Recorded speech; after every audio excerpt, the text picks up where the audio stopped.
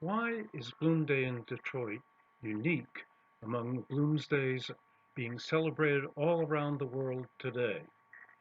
And the answer is that in Detroit, we do it ourselves.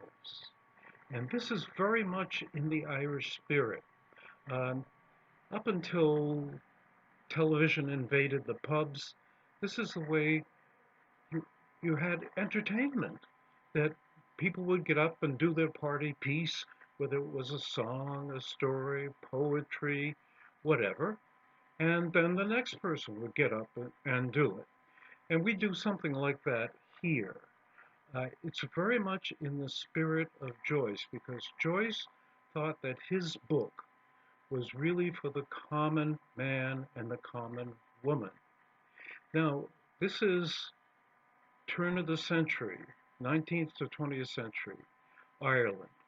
And that world is very different from the 21st century. No television in the pubs, so people were used to talking.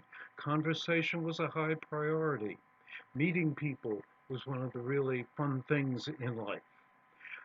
And there were many, many other changes, but perhaps the biggest is the way people read.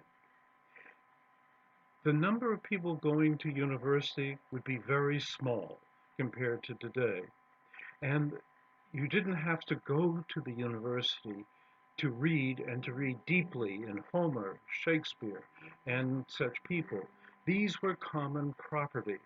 And so Joyce knew when he wrote Ulysses that he could count on people knowing their Shakespeare, knowing Homer, and therefore there are residences, echoes of these in the book, and they're a lot of fun. I mean, for us, they're kind of footnotes, but for those people, they weren't. They were a frame of reference, and they could very easily plug into that. Now, the second point is that although there were very few university degrees, people, as I said, did have access to reading, and they read a lot. The phenomenon I draw your attention to is the working man's lending library, reading library. And people use those libraries. Now, libraries today are having a tough time. They're not sure what their function is. Should they fill up the space with computers so we can all go there and do email?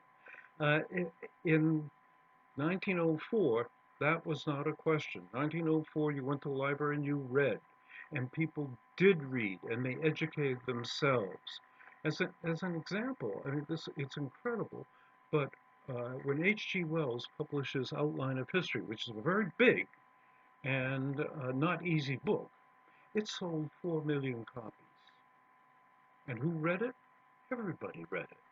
And that was common knowledge. And unfortunately, we've lost that today. So we're trying to bring it back a bit by having people read their favorite passage of Joyce. And over the 24 years that we've done this, I think a lot of us have become a lot better acquainted with Joyce and Ulysses and the wonderful characters in that book.